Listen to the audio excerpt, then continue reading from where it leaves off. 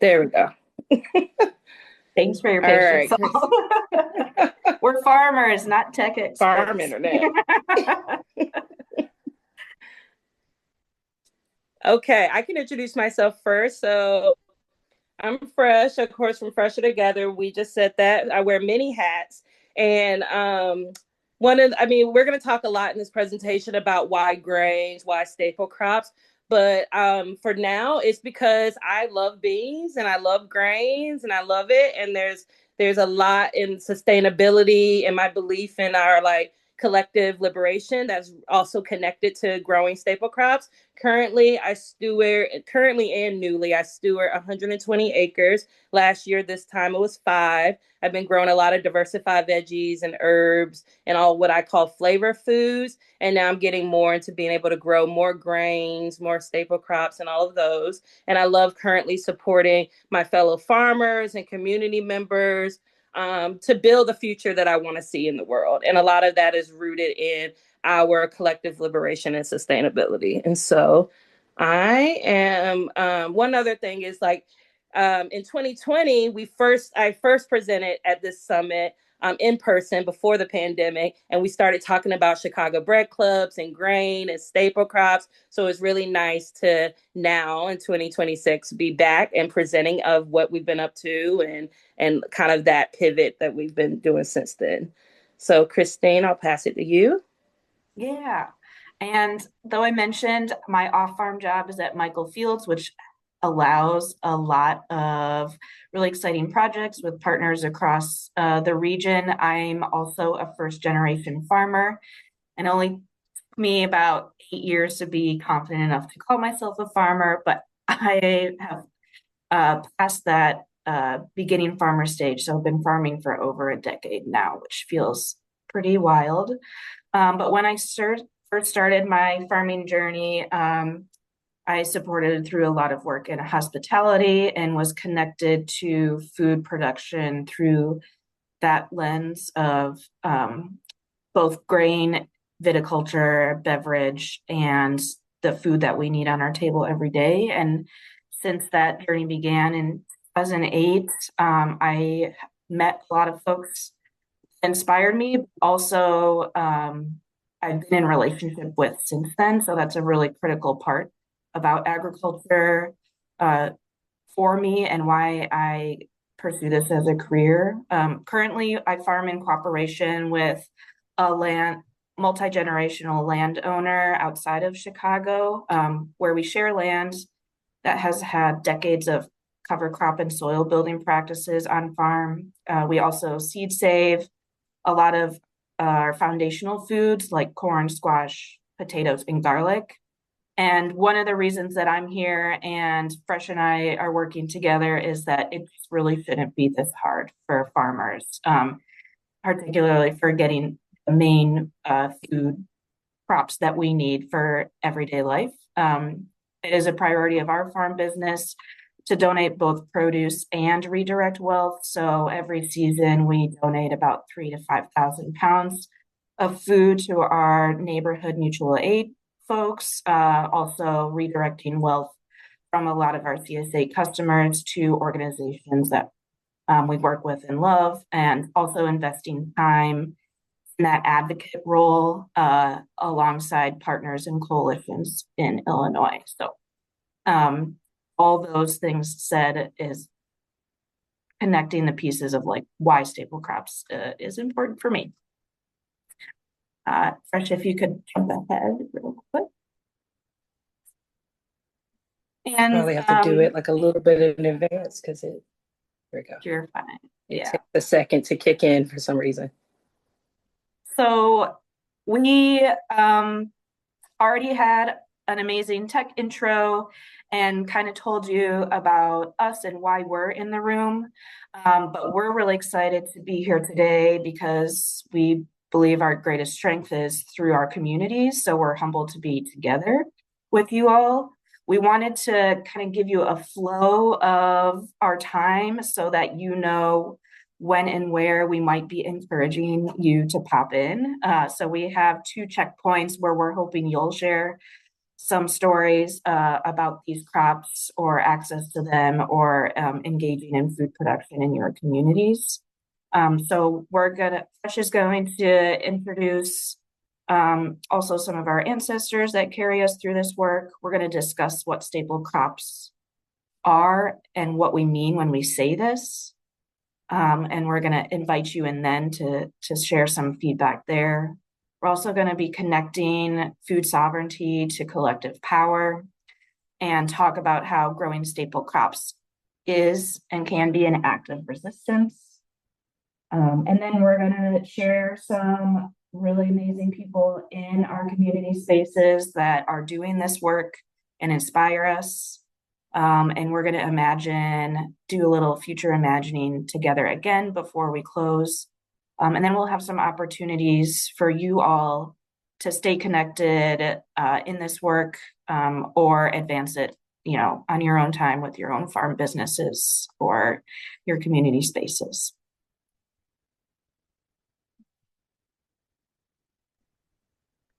I think I'm getting the art of click early because it's going to take a while before it shows up on the screen. All right. So one of the things I always like to do as we get started in presentations or bringing folks together is to call in folks who are not in the room. And for me, that is definitely rooted in our ancestors. So this quote, "We are not self-made, we are ancestor carried." I don't know where it originally originates from, but a lot of this I got from some indigenous spaces and communities and that language from there. And so for me, I am the grandchild of sharecroppers. I'm from Eastern North Carolina, though I've been now in Illinois for over 20 years. So this is home. And that is a picture there of my grandmother carrying me. I'm a beach baby. I was born right on the ocean. And that's also down at the bottom, my father in those overalls. So I know if you see me, a lot of times I am wearing overalls. I feel like maybe that's where it comes from, as well as Fannie Lou Hamer. And so one of the things I think about is like, as I'm called to this work and I call in my ancestors, I feel like that is who led me to this work.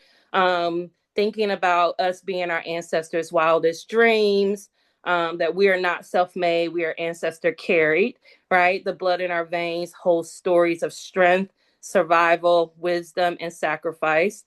Every step we take is guided by footprints laid down long before us. Their dreams built the ground we now stand on. Their courage lives quietly within our choices. To honor our ancestors is to live with integrity, to walk with purpose, and to carry their fire forward into the future. So definitely feel free to use this moment to call in anyone that you feel should be in the space. You can drop it in the chat. As well as name ancestors who have impacted you. Yeah. Yeah, I'm gonna. thank you for.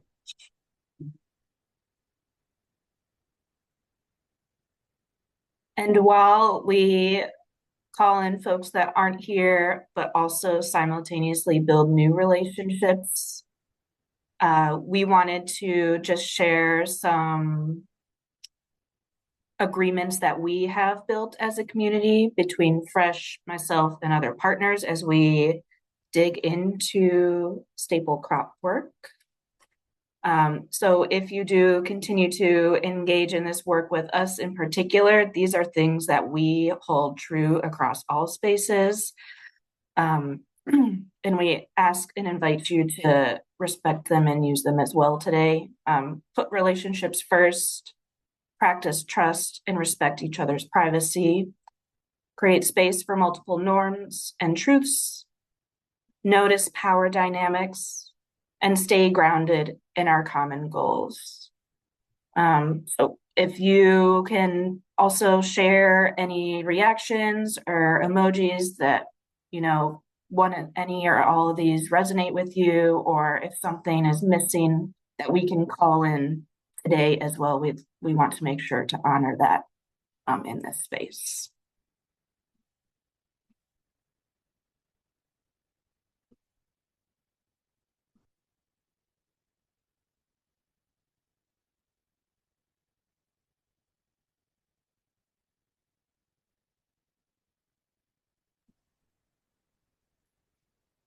Right. So I know people are sharing in the chat, and it takes, for some reason, a long time every time I click for our screen to change.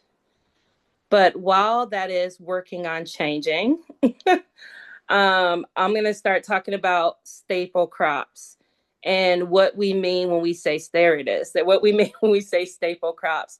And to me, staple crops are these, what Christine mentioned earlier, use language like foundational foods, right? To me, they're the base, right? They have a lot of caloric density. They take up a lot of, give us a lot of the energy and things we need. Here on the screen, we wrote staple crops are the foods people eat every day: grains, beans, roots, tubers, oil seeds that provide most of our energy and our nutrients. They're crops that serve as foundational food sources, providing significant caloric and nutritional value and possessing inherent characteristics that enable extended storage and broad distribution. So, thinking about things that might be sitting on your shelf or that you keep for a while in the house to have around.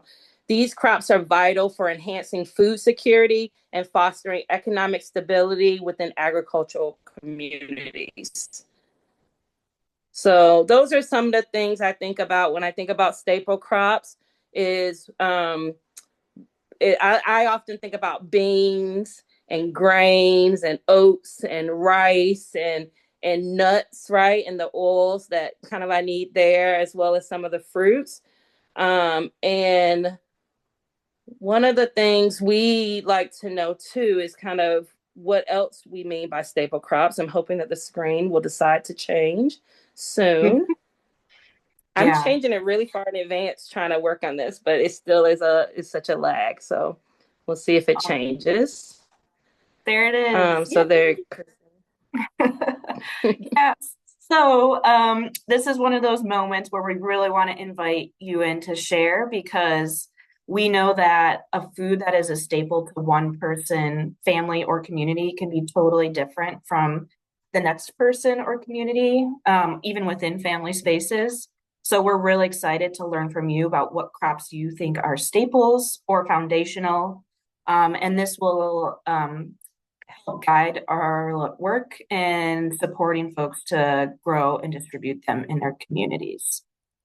We're going to do a share swap. We have a lot of options for you to share today. We encourage you to use the chat. If you're able to come off mute, raise your hand, or technology, always trying and being innovative. As farmers do. This is a way that we can share some of these thoughts and see them all together in one space. So you can either go to menti.com, type in this code 61942969, or scan this QR, and we should be able to see, yeah, already seeing some crops that are foundational to you, your daily life, your families, your culture, being really important in this space.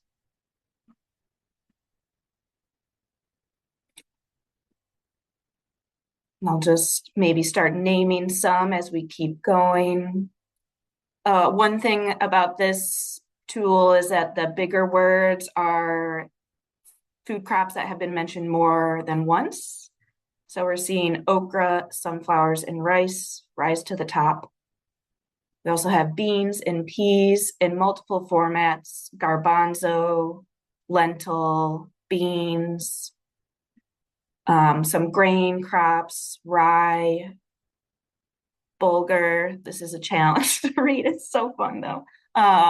Wild rice, barley, pepitas, potatoes, garlic, some of those flavor foods that Fresh mentioned as well. Amazing. Has everyone had a chance to respond if they'd like? This is beautiful. Thank you so much. Leafy greens, broccoli, squash, sweet potatoes, potatoes, those tasty, tasty roots, soy, pigeon pea. Awesome. These are beautiful. Makes me hungry. Yeah. If you stop Um, sharing, I'll share back again if you want. yes, got you. Oops, did I stop sharing? Not yet. There we go. My captions were Yeah. All blurring right. up. Yeah. So thank All you all right. for putting those through. Think about those crops we keep chatting, and what it might take for us to collectively grow and share those foods with our community spaces.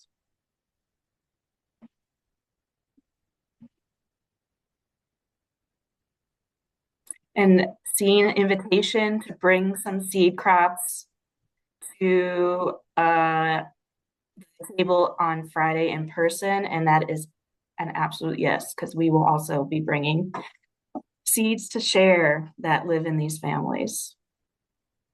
Yes, please, please do that, Blake. Please do that. All right. I might end up asking SIFPAC folks to help share the screen because it does not like me, apparently. Would that be easier actually? Would that be possible? Um, I know Hi, you're this also is, supporting the yeah, chat and doing a lot of hats. not a problem. This is Daniela from SIFPAC. I can pull it up if you can just give me a page number. Yeah. If you can We pull it up and go to, is it slide 9, the 7 principles of food sovereignty? Yes, I think it's slide 8. Thank you. Okay.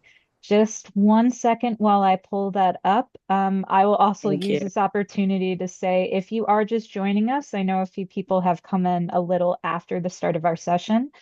Please also feel free to jump in the chat, introduce yourself, pronouns, where you work, so that we can get some connection going in the chat while I pull this up. Thank you. And I see that Sydney also offered to support in the chat as well. Thank you, Sydney. Okay, I'm gonna talk a little while that gets pulled up. Is that okay with folks? Um, I'll I'll share. So as the screen is getting pulled up, we'll get to see the 7 principles of food sovereignty. Um, but we're gonna start kind of talking about a lot of this. Yeah, slide 8. Sorry, just kidding. It's on slide 8. One backwards, please. One back. Yeah.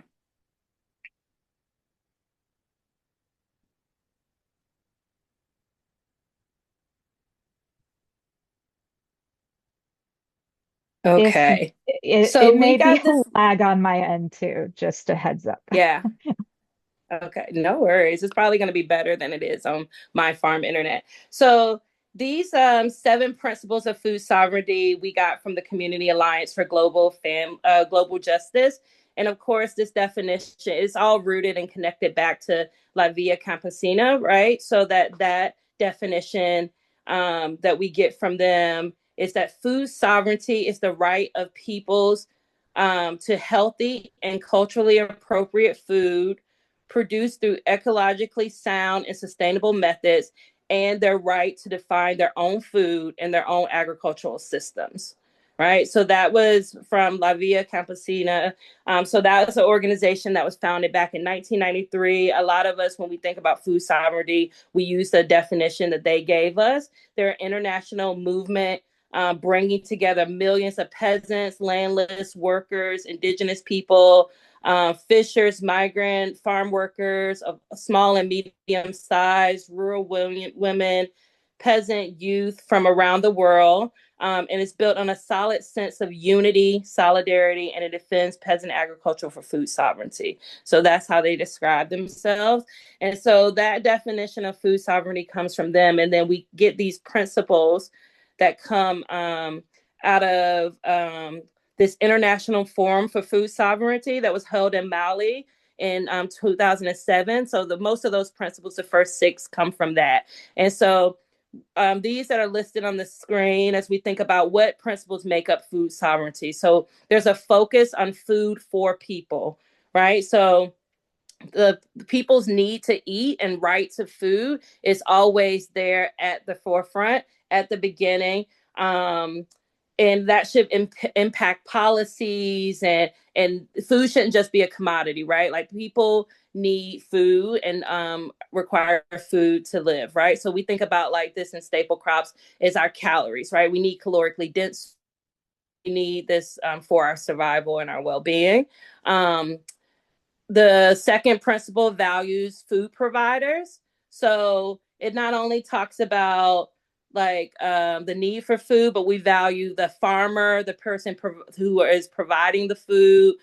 We think about that as what does that look like for longevity of the farmer as farmers age? How do we take care of what farming systems look like to value the people who are at the on the farms, who are building the food, who are producing and processing the food. The third one localizes food systems.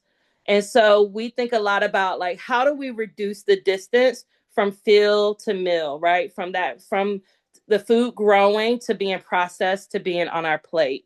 And so we want to be able to work with kind of the way our local economies work, what can grow in our regions, how do we work to really localize our food system.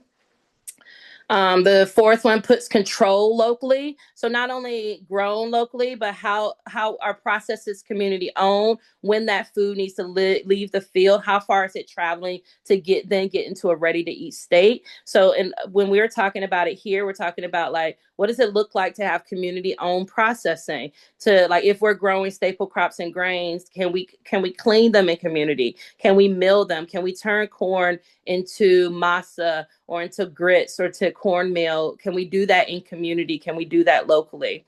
The fifth principle is builds knowledge and skills. And so we also think about like not only is a sovereign community one where we have the food, is are we sharing that with that skill for how to get that food and build that food and process that food with each other. It's a sovereign system when we can spread like how we care for the land, how we steward the land. And so here we'll talk a little bit more about our 2501 program and these workshops and these skill buildings and how we're using methods like this and other hands-on and virtual workshops to try to spread how we can all be growing and incorporating staple crops into what our rotation and our crops and things look like. A food system that's sovereign. Number 6 works with nature, right? So we're thinking not about just an extractive point. It's like how are we taking care of our soil and our water and our systems? How are we putting in our soil health and biodiversity? You might also, if maybe nothing else, you might have interacted with some of the staple crop seeds to build your soil health, to have them as cover crops. We often give them out when we have our programming as cover crop seed too. So that's number 6. And number 7 is food is sacred, right? For us, we're thinking about this as this cultural and ancestral connection to the seed, right? And so thinking about what it means for us to be able to grow heirloom varieties, to grow varieties that are important to like where we're from and the food that we have grown up eating and our ancestors have grown up eating. And so in a food system, right, we have all of these principles that show up and are present. Can you change the slide?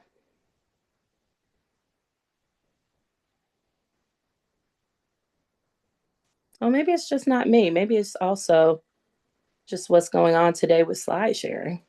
All right. So we talked about those principles that come from this lens, this very like established definition of what food sovereignty is and the principles that make up food sovereignty. So when we talk about it, we have this historic context on how people talk about food sovereignty. But now I'm just going to talk about some of the things I think and what's rooted in like I think passion and where we are and where we come from around staple crops, right? So when I think about growing food, whether it's diversified veggies and herbs and definitely staple crops, I'm thinking that we're not just growing food, right? We're growing a theory of change. If the farmers can't sustain our bodies, right? Like if we can't sustain ourselves and our neighbors, the food system can't sustain the community. Staple crops are our path to staying on the land and reclaiming our power. So we're going to get into this really deeply around like me, I know I look young, I have a baby face, right? But as I age, I'm in my 40s, and as I age, I think about how long can I work the land and how much demand that is on our bodies and ourselves. And I also think about how can I make how can I contribute to a more sustainable food system as we do this too, right? Making sure people in my community have enough calories, have enough nutrient density. The pandemic was definitely a telling sign for a lot of things. And so I think a lot about what is our community sustainability, all of that, right? And the second one we have on this slide is, can we have sovereignty if we don't control our staples? Staple crops, the maize, the beans, the grains are the foundation of our plate. When we outsource our caloric density to industrial systems, we outsource our power.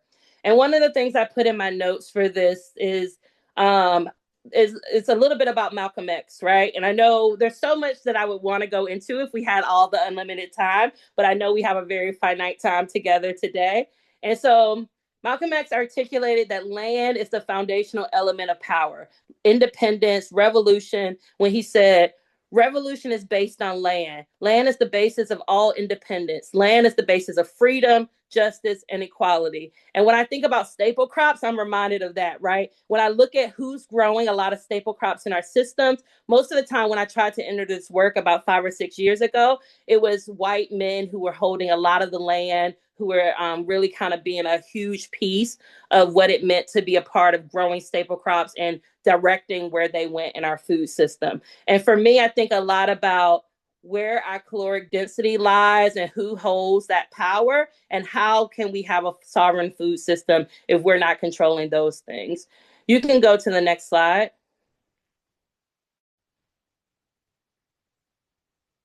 And I know it'll take a little time, so I'll talk a little bit while that's changing. So this one is like, when I think about all the things I love from staple crops, and when I say I do this work also because I love beans, I love staple crops, I love corn. Like, I'm from the South, I'm from Eastern North Carolina, and all of those things. And I love someone mentioned greens, right? So a nice little piece of fried cornbread and greens, or lima beans. And so these are not just, like, when we think about our culture, they're not just corn and beans, right? They're the three sisters. They're the black eyed peas that travel the Middle Passage. They are the crops of resistance that sustain maroons and Underground Railroad travelers. When we think about millet and rice and teff, for many in our community, these are the grains of home, whether it's the Hmong farmers' flooded rice, whether it's West African pearl millet or Ethiopian teff. These crops represent a cultural continuity. Sovereignty means being able to eat these foods of our ancestors without having to rely on an import-export market that doesn't value our lives, right? And doesn't prioritize us. And so when I think about that, when we asked about, like, when we think about the maroons, and we think about like these things that, like, when we ask what's missing, what's staple crop to your lives, right? I think about like the yams and the cassava and the plantains, and like all of these. I've been growing since I've been farming. I grow pink eye purple whole peas or black eye peas every year, right? That's something that reminds me of my culture, my ancestors, and what I just grew up eating right back home and what my mom was cooking. So I think about a lot of this stuff, and like this reminder that, yes, it's our food. Yes, it's what we're eating. Yes, it makes up calories, but us incorporating this into how we grow is an act of resistance and an act of kind of shifting and reclaiming our power to control our food, right? We know, I think about some of the stuff from the keynote that Vivi said this morning. We know that people in power and people who are enacting oppression use food systems and their control of food systems to have some control, to create intentional communities of lack, right? People say food deserts, or and those kind of language. But we know that that's intentional control. And what does it look like when we can have and reclaim some of that power with how our staple crops in the most calorically dense parts of our plates are grown, and how we can get those to ourselves and our community, right? So you can change the slide. I'm going to hand it over to Christine because I know I'm talking a lot. No, but it's getting my blood flowing fresh. So this is what we want.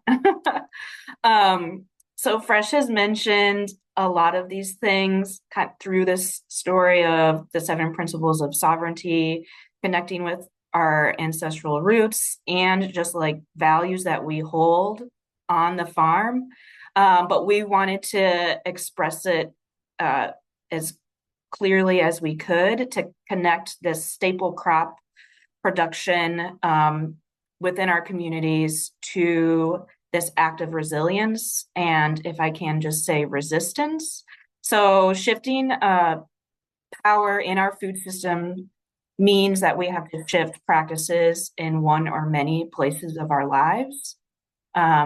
This kind of visual representation is may look familiar as like identified dimensions that are commonly discussed in anti-racism and anti-oppressionist work, both for behavioral or value-based changes.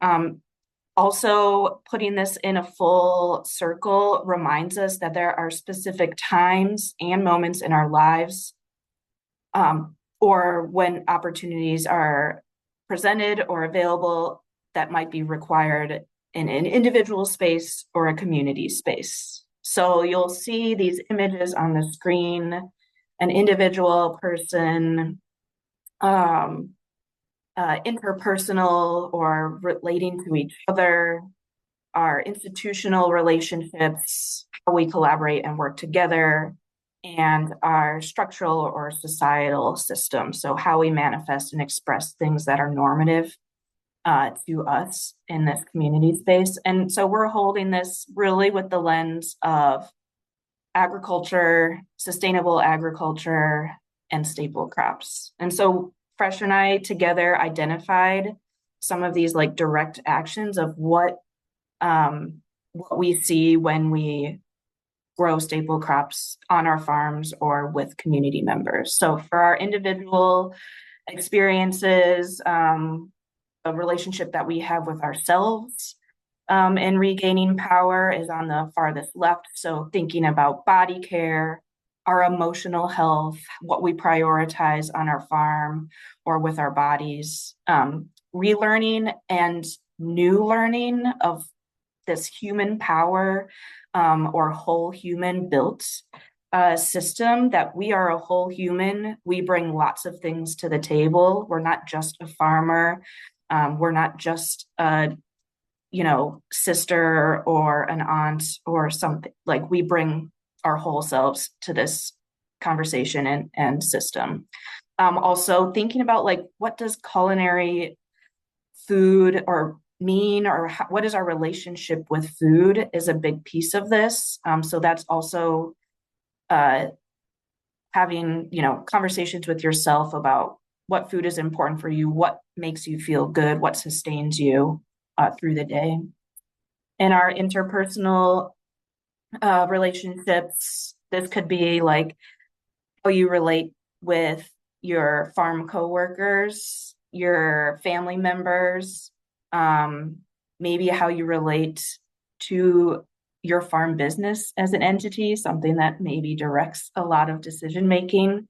But thinking about like your farm entity strength, like what will make this a viable career, thinking about value added opportunities for some of these crops that can sustain us through longer periods of time, through climate disturbances and change, as well as that year round access to the foods that we need to get us through the day, week, and season.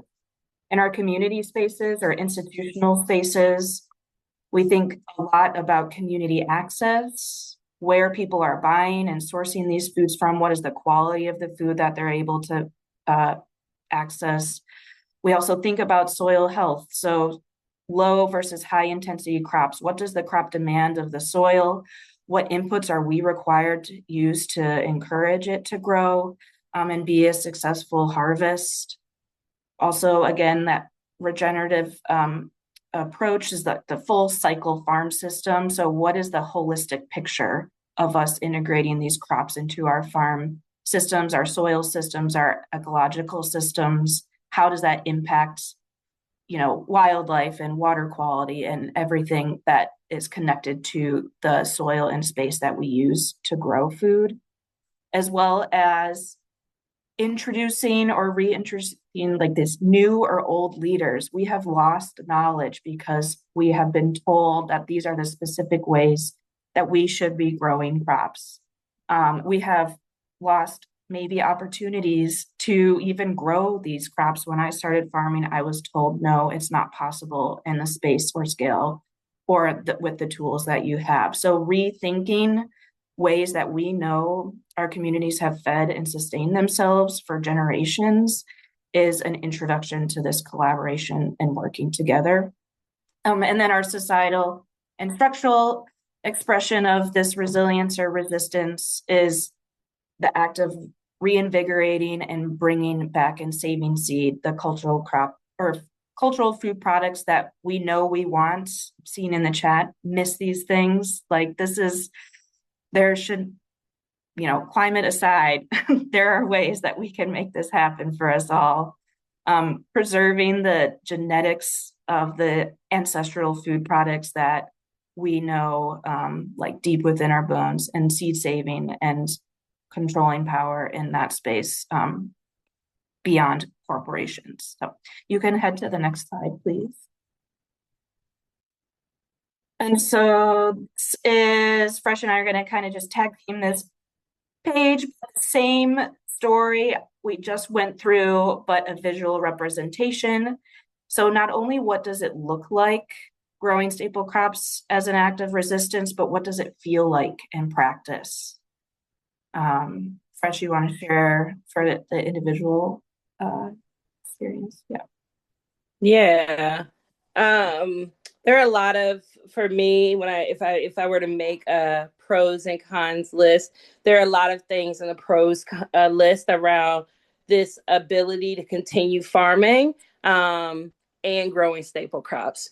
And so if a lot of folks in the room, I can't see who all is in the room, are used to the pace of vegetable production, then we know how intensely impactful that can be, especially on the human scale, like how intensely impactful that can be on our body, of hauling things in and out, the cadence of like really daily and that work of being out there and like having to go hard, especially during the farm season. And like my experience as a farmer has been this kind of ideal or this joke about what things look like in August, right? Like farmers stressed out and super busy, and as if we can't take time off or we can't rest and all of these things.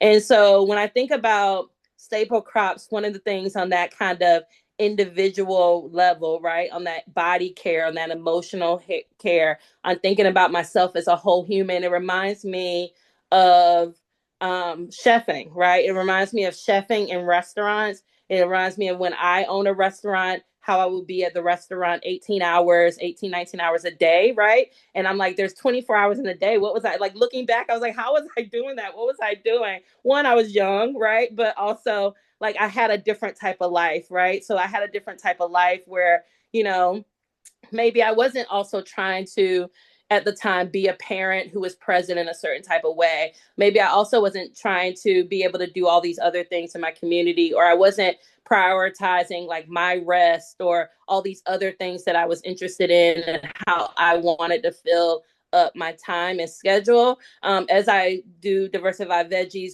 one thing that often will happen is like August is a time that family reunions and trips and all this stuff happen. And, as when I'm in this world, it feels like August is like a forbidden time to take off. So I think about like the impact of my body of hauling heavy crates out of summer squash over the past 2 seasons. And as I get older and I'm feeling it's a little harder to do that. And as I'm learning, right, to stop and slow down and rest and all of these things, as I'm learning about how like continuous and impactful and steady and nonstop like I can allow my season to be versus how I want to like be able to slow down enough to have pizza nights on the farm and cook people brunch and all of these things, then I think about staple crops as this act of resilience, right? I can still provide food for my community that's nutritionally dense, and staple crops are on a different pace, right? A completely different pace. And that allows me personally to really think about that whole human self, right? And like how when I decided to leave, stop being a line cook and stop working, having a cafe and stop doing these things, it gave myself a little bit more spaciousness and to not have to be on the line every day, right? So like I think about that a lot in staple crops. How can I give myself more ways to show up and more ways to prioritize rest and balance, right? It's still hard work. Farming is always going to be hard work, but that's what it feels like to me in body care, to just be able to kind of think about that on the individual level. Yeah. And I think this is also where my journey has taken me as well. With like 15 years of farming, my body is saying things and you have to listen. And so, we are allowed to evolve just like everyone else. We don't have to grow the same thing for 25, 50 years. So, some of the other things of like what this resilience feels like in practice, interpersonal and institutional, I think blend together a little bit. But some of the things that I've noticed are like, how are we communicating with our customers? Like, how honest are we about what it takes to grow these foods and bring them to tables? How do we address farm business resiliently? Like, are we getting paid? How are we valuing like food income? Or sorry, let me backwards. How do we value the price of food, and how do we ensure that we also are paid fair wages? One thing that I think about is like, do I need to spend more time on Instagram because this is a more like societal or community-based pressure that I have, or could I spend more days stretching beans with my community and then we have a ton of food to share and cook together? Also working alongside each other, what level of collaboration are we willing to take? And what also, not only is our relationships with each other, but what is our relationship with the earth? And how does that impact our decision making for the crops that we grow, the inputs that we use, the tools, and soil disruption choices that we make? And then, yeah, Fresh, if you have anything to chime in for like the systemic approach, but like staple crops are resilient and resistant to protecting what we know we deserve as a human right, which is access to healthy food and protecting our ecosystems. Seed sovereignty, obviously, is a huge component of this system work.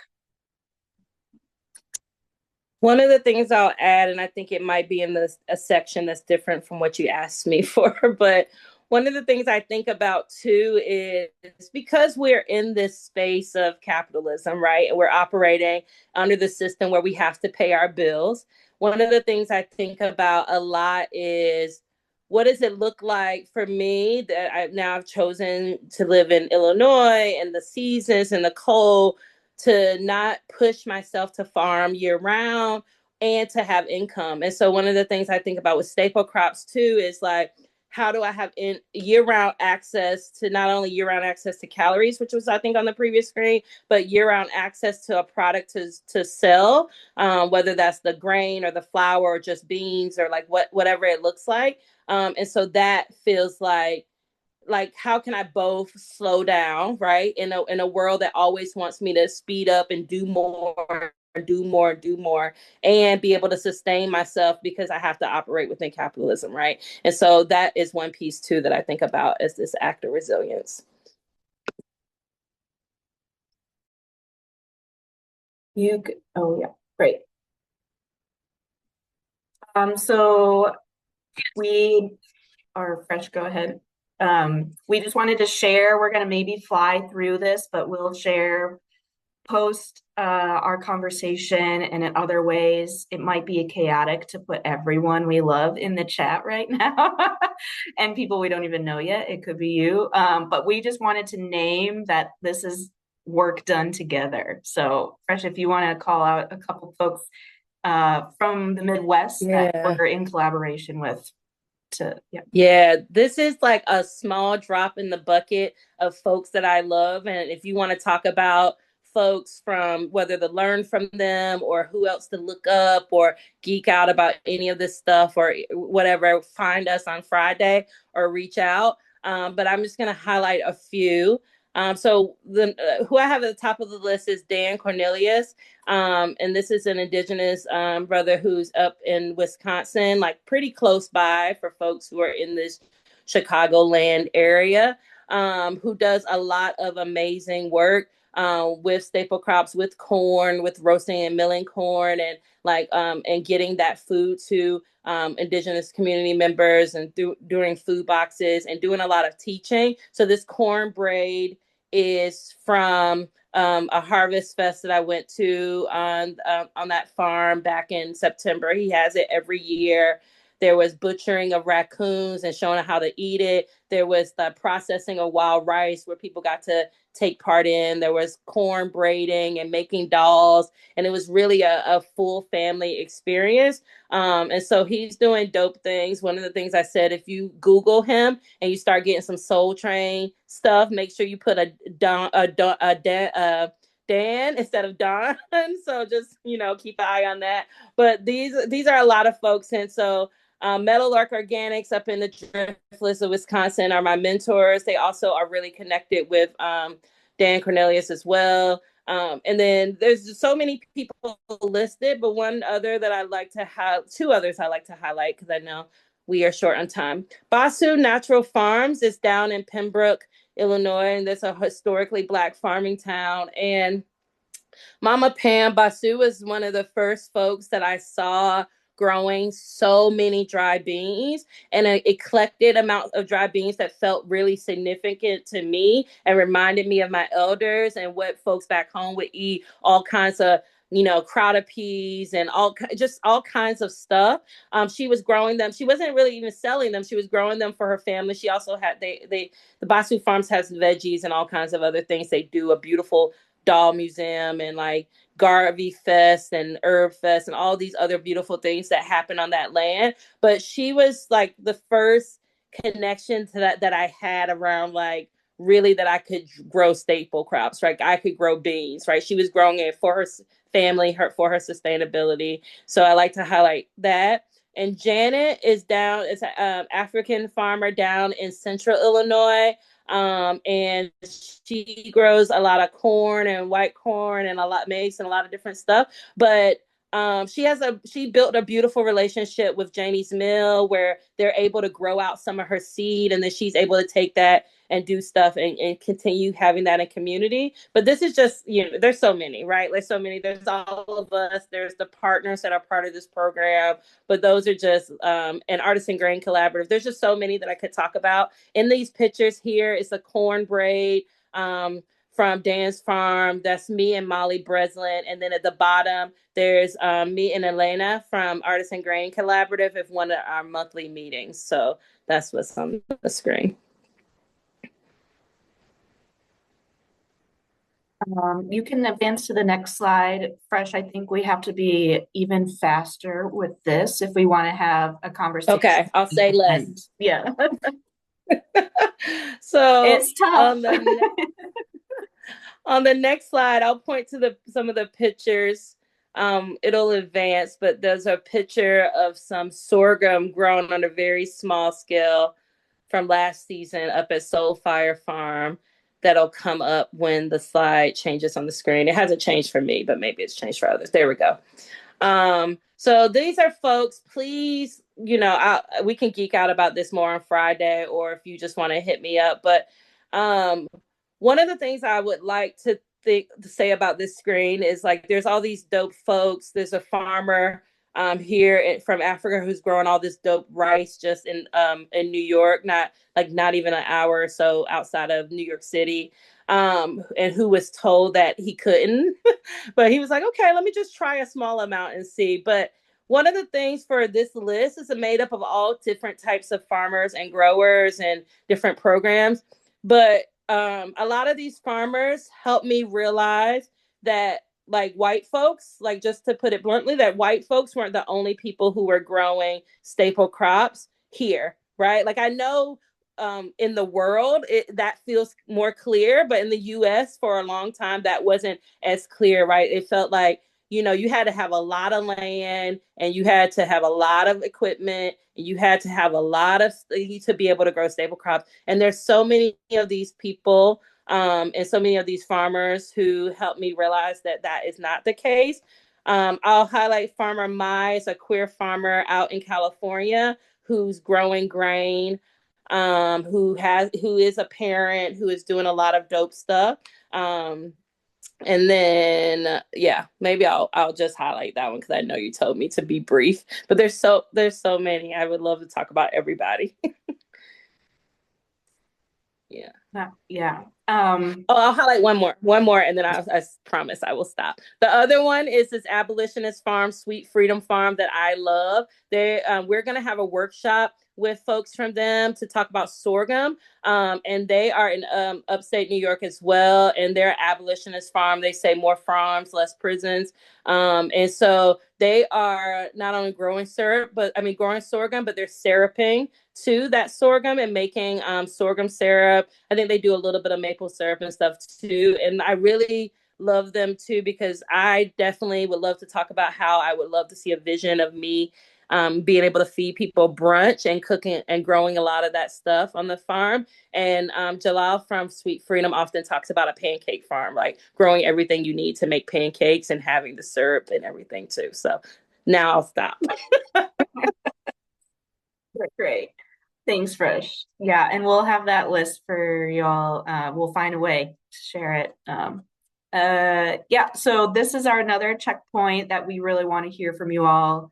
I'm gonna pull up one of those Mentimeter things again, if that's a way, but obviously, again, the invitation for a chat or coming off mute is something we really would love to see. So we're hoping to it can be as brief as what did you hear today that resonated with you, or like a single word pull out, identifying yes or no, like, do you think staple crops fit a need in your community? Or like, let's get deep.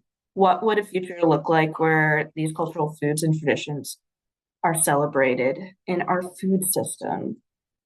So let me come in one moment here. Thank you, Tech Time, to share this. So again, seeing all these beautiful crops, and just share anything you'd love to, reflect on from this conversation.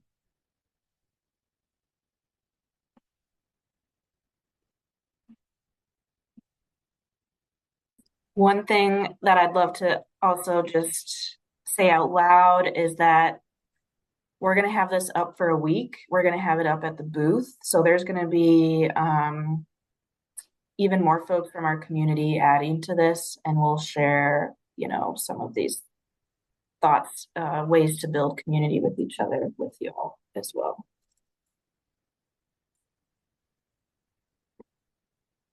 While folks are writing and dreaming and pulling up menti.com and putting that 8-digit number in, I'll share a few dreamy things that I would like to dream about. And Christine, I would love to hear what you're dreaming about too. And if anybody else wants to come off mute, I'm definitely down for folks to come off mute if they want to share in that way instead of sharing just through this Menti. But one of the things, as we have access to a much larger piece of land in South Cook County, is I dream of what does that look like to farm in collective and in community, and for other folks who might be wanting to grow staple crops or other calorically dense things like livestock or anything like that. What does that look like to grow together? And then I also dream about like brunch on the farm where I get to feed folks brunch and pizza nights with wood fire pizza ovens and one of those big old blow up movie screens and being able to pop I love popcorn. It's my favorite snack, y'all. Being able to pop popcorn and make all these dope seasonings from all the herbs and just having people on the farm laying out, enjoying a movie night, eating some popcorn. So those are my like bringing people together kind of versions of staple crops. So, but it sounds like a lot of them are getting populated here that look beautiful. Yeah, I agree. I think one of my biggest goals is like to reduce the access to knowledge, just make it as easy as possible. So, I farm in Northern Illinois. There's a train I'm happy to pick folks up from and bring you to the like share space at the farm. We do a ton of cover cropping. So like seeing those systems in action, sharing space, land, but also just walking through the steps. I think Fresh mentioned to like some of these farms that are inspirations to us, trialing it 1 year after a year just because someone told them no is a great way to learn. But we also have a wealth of knowledge in this room, and it should not be gatekept by like money or anything like that. So I will also share my contact information in the chat as we close this down. Just yeah, come out and share. I don't know a lot, but learning as we go. So would love to learn alongside people. All There's right. a lot of beautiful things coming up here, and I know we'll have to stop sharing the screen so we can close out on our last two slides. But um, I love this education of individuals how to utilize foods they aren't familiar with, like squashes, seeing that and thinking about that quinoa. I was vegan for a long time and I used to go and get quinoa and amaranth and all these things out of bulk bins. And I love this one here that talks about how it was co-opted and trendified by white Mm-hmm. people and right and like I think that made it a lot of like inaccessible and things like that. So there's so many beautiful things here, and I know we're gonna have it up at our table on Friday too. Great. All right. Please keep populating this, but I am going to stop sharing our screen so we can go to ways that we can continue to stay connected. So if we can pull up our last two slides from our dear SIPAC friends, thank you so much.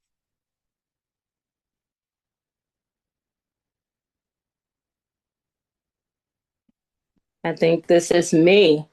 So we talked a lot about staple crops and why staple crops and using them as an act of resistance and food sovereignty. And you might be ready to take some action now. Like you're like, okay, all right, Christine, all right, Fresh, you convinced me. Let me throw some staple crops in my rotation. I got a raised bed, or I got a field, or I got whatever it is to be able to do that. And so, you want to talk about making moves or next steps, whether you're trying to just grow something in your scale, whether you're trying to get some cover crops in, whether you just want to, have a popcorn movie night too, or make some masa for some tamales. We can talk about all of that. You can visit us at our table this Friday in person at the summit. Fresher Together will have a table, and Michael Fields will have a table, and we'll be right next to each other with lots of information. We will have some seeds. We can swap stories. We can connect. We could talk about like what things look like in the future and how we can support with knowledge sharing or resources and all of those things. Um, you can change the slide. I think also while the slide is changing, there's definitely opportunities. I think both me and Christine are mentioning like if there's land access needs, if there's like you want to collaborate and build together, in a lot of those things. So those things exist, and we're more than happy to talk about it and build with folks. Yeah. Yeah, and I just want to say, if you're joining virtually from other places in the Midwest, this is really important priority for the work that we do is that we are not beholden by boundaries like state lines. We live and work in a food shed around the Great Lakes and Lake Michigan. And so if you are one of those people that's here from a little bit farther away, or looking for one-on-one support that might be more specific to your farm values or goals, you can connect through our regional partners. I apologize that the font is so small here, but I'm going to copy that into the chat. But Fresh being one of the partners with this project to advance staple crop production for smaller scale producers, reach out to them, like share your story and get a plan and action in place. We have the resources to support you doing that. We're also kicking off our virtual series later this month. So we're going to be discussing some like market access and readiness skills and tools that you can have to bring food to your community, but also some more crop specific folks like Sweet Freedom will be joining us for sorghum in April. We've got a farmer talking about how they scaled from a 1/4 acre of dried beans to 10 acres of dried beans. We're going to be talking about tubers. We're going to be talking about buckwheat, which is a crop that, is commonly seen as a cover crop but also has really high value as a short season food crop, also gluten-free. And then we're going to close out our season virtually with some reflections about finances and how this all makes sense. So beyond that, our partners will be hosting in-field workshops across the Midwest. So just like know that Chicago is one place to connect, but there's also places farther than that. And if you have something you want to host or share, please send me a note, because the more, the merrier. Yeah, I think that's all I had. We're just really grateful for your curiosity, participating in this conversation. We can't do it all, but we can do it together. So please bring some of this shared wisdom to the table during the summit. And yeah, just I think take a moment to celebrate your commitment to our food system as well. Yeah. I did want to mention one more thing. If you're interested in growing staple crops, we are supporting farmers. And if you're in Illinois or Northwest Indiana or any of those places near me, you can let me know and we can get you signed up. We do also have a monthly kind of office hours that's very small, invite only kind of space that's virtual, where we can also connect folks with USDA and programming. We'll have sometimes some of the office hours have folks from the USDA there that can answer questions. You'll be able to connect with other farmers. So if any of that kind of stuff is of interest, it's pretty low key and chill. But we're not making it super publicly available. So if you're interested in any of that, just please reach out and let us know. And then we have a 4 or 5 minutes before we officially end. So if people have questions or anything like that, please feel free to come off chat or come off mute or drop them in the chat, whatever you need. Very quickly, this is Daniela from SIFPAC. I am also about to launch our session feedback poll. Please stick around and complete that poll just so we have a little bit of sense of what you liked about this session and what we should think of in the future. And then I will launch that and pass it back to Fresh and Christine. Thank you, Daniela, and amazing interpreters for this session. One more thing while you're doing the poll, I forgot to say this when I was talking about body stuff, but we will be having a few resources should be at the table on Friday, but we'll also be having a workshop with farm labor or farm movement or labor movement. I can't even talk. It's been a day. With Labor Movement, with Cynthia from Labor Movement, maybe some of y'all have seen some of her stuff as farmers or athletes. But we'll have a workshop, a 2-hour workshop with her at the end of the month on, I think it's Monday, March 30th. And so we'll have some resources from her, some zines and different things available around like definitely caring for your body and movement and all of those different things.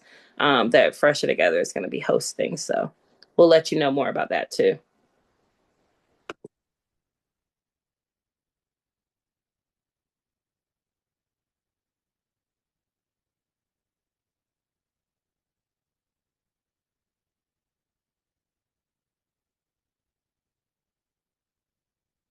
Oh, one thing I wanted to note is that will have some seeds available at the table, but even more are hopefully going to accompany our sessions, so those virtual sessions.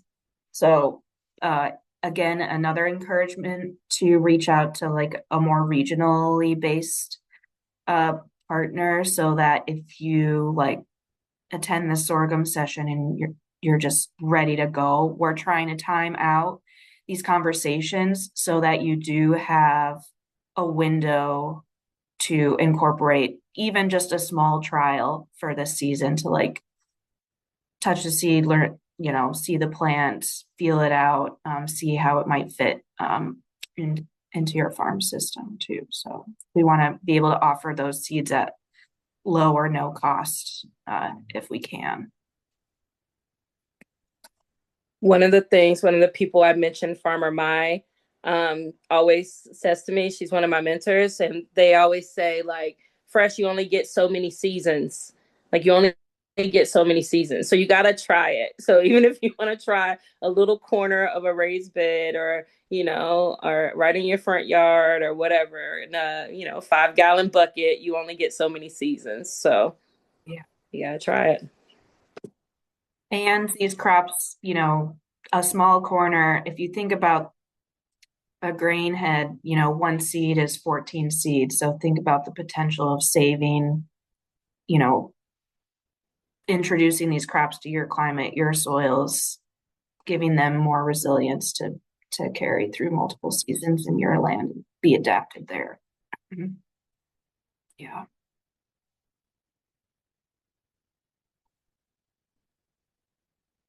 Thank you so much, everyone. It is 5 o'clock. I'll give a last call if there are any final questions. I also believe Fresh and Christine, are you both on the app? Can folks reach out to you via our Socio platform? Yes.